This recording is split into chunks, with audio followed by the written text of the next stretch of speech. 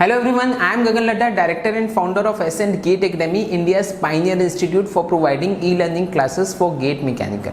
So students, जैसा कि आप सब जानते हैं कि कल स्कॉलरशिप टेस्ट कंडक्ट कराई गई थी.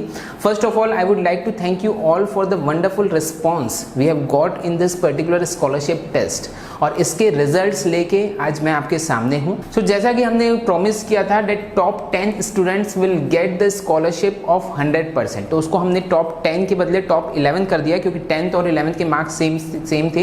तो इसलिए 11 लोगों को 100% scholarship s and GATE academy की तरफ से दी जा रही है.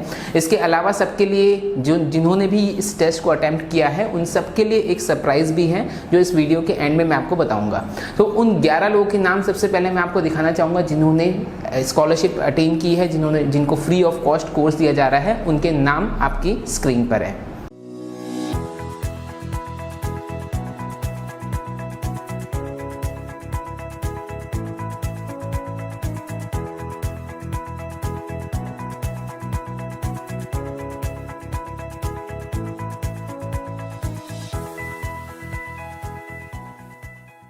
तो first of all congratulations to all of them.